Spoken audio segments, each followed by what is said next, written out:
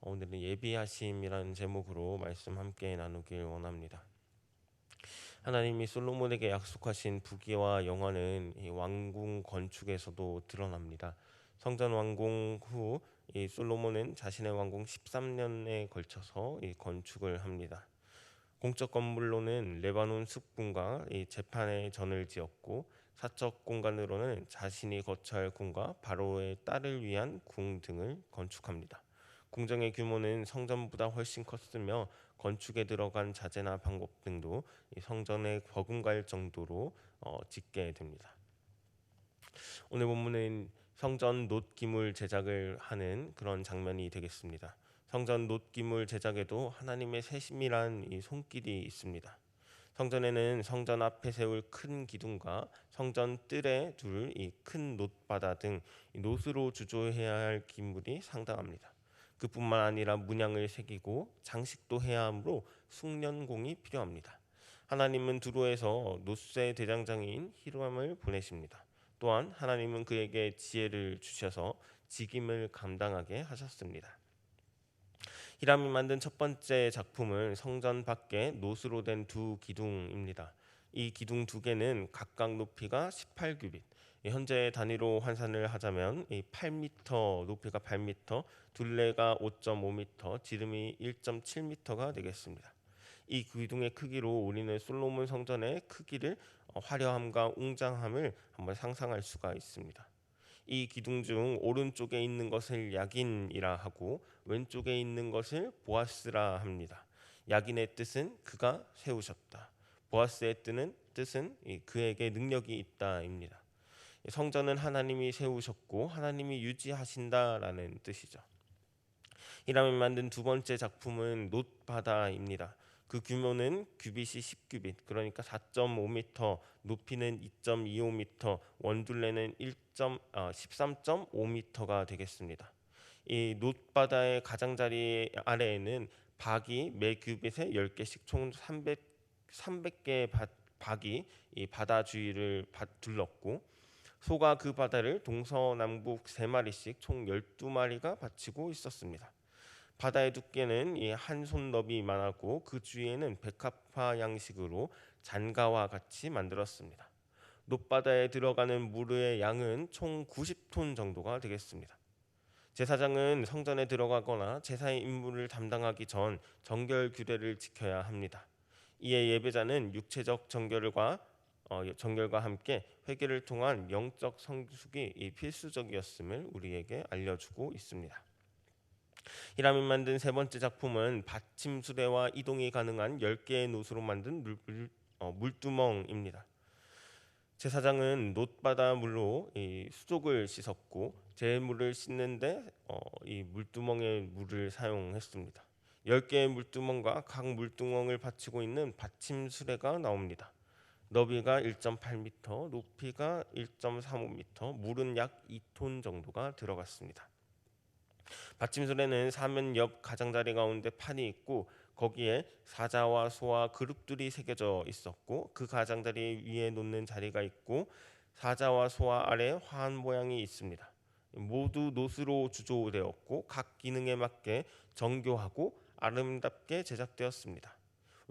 성전의 왼쪽에 5개, 성전 오른쪽에 5개를 두고 이 성전 번제에 속한 이 물건과 동물을 씻는 데 사용하였습니다. 마지막으로 히람이 만든 네 번째 작품은 물두멍과 부삽과 대접들입니다. 모두 성전에서 제사를 드리는 데 사용되었던 물건들입니다. 솔로몬은 성전 기구의 제작의 총 책임자였고 히람은 왕명을 받아서 소임을 다한 충성된 놋 장인이었습니다. 다윗은 이미 하나님께 풍성한 예물을 바쳤습니다. 성전 뜰에 둘 이 놋기둥, 놋바다, 물두멍이 제작되었고 나머지 놋기구들도 각각 기능에 따라서 주조되었습니다. 성소와 지성소의 기구들은 금과 정금으로 제작되었거나 이 금을 입혀서 하나님의 권세와 영광을 표현했습니다. 사소하게 보이지만 어느 것 하나 없이는 제사를 정상적으로 수행할 수가 없었습니다. 이제 이렇게 솔로몬 성전이 모두 완공되었습니다. 그러나 성전 건축 후에도 성전 건축에도 하나님의 보이지 않는 섭리가 있습니다. 하나님은 다윗에게 승리를 주셨고 다윗은 자신이 승리했다 생각하지 않았습니다. 하나님이 승리하게 하셨기 때문에 하나님께 이 자신의 재산을 모두 털어서 수천 톤이 넘는 금과 은, 이 무게를 측정할 수 없을 정도로 많은 놋과 철, 제목과 돌, 각종 보석을 하나님께 바쳤습니다. 비록 자신은 성전을 완공하지 못하더라도 자신이 목숨 걸고 얻은 전쟁의 적립품을 기쁨으로 성전을 위해 드렸습니다. 다윗은 성전의 건축을 하지는 못했지만 이루지는 못했지만 마지막 순간까지 성전을 위해서 필요한 것을 준비했습니다. 신실하신 하나님이 반드시 약속을 이루실 것을 믿었던 것입니다. 솔로몬이 지은 것 같지만 하나님이 모두 예비하셨습니다. 다윗의 승리를 예비하셨고 승리한 후에 다윗이 그 하나님을 위해서 바치는 것, 이 모든 것 다 하나님이 예비하셨던 것입니다. 히람 또한 마찬가지입니다. 하나님께서 지혜와 총명과 재능을 부어 주시고 하나님께서 불러 주셔서 기술자로 세워 주셨습니다. 이와 같이 하나님의 계획과 은혜로 성전이 모두 완공되게 되었습니다. 건축의 시작과 건축의 완공까지 그 배후에는 하나님의 주권적인 섭리와 은혜가 함께 했습니다. 성전 완공 후에도 하나님은 다윗의 언약을 신실하게 지키시고 이루어 가십니다. 바로 하나님은 다윗의 후손으로 메시아를 보내게 됩니다. 이 땅의 성전, 솔로몬 성전은 무너질지 몰라도 그 주님이 보내신 메시아가 만드신 성전 공동체, 교회는 이 땅이 끝날 때까지 영원한 하나님 나라를 이루어 가실 겁니다.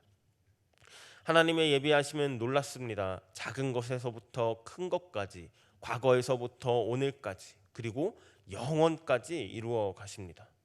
오늘도 우리를 위하여 예비하고 계시는 하나님의 놀라운 선물을 발견하는 우리 성서중부교회 성도 되길 주님의 이름으로 기도합니다. 기도하겠습니다. 사랑이 많으신 하나님 아버지, 참 감사합니다. 하나님은 솔로몬의 성전 건축을 예비하셨습니다. 다윗에게 승리를 주시고 성전을 만들 수 있는 재산을 축적하게 하셨고 노스의 대장장이 히람도 예비하셨습니다. 다윗과 솔로몬에게 신실하셨던 하나님이 오늘 나를 위해서 예수님을 예비하셨음을 믿습니다. 그리고 이 땅이 끝날 때까지 영원한 하나님 나라를 신실하게 이루어 가심을 신뢰합니다.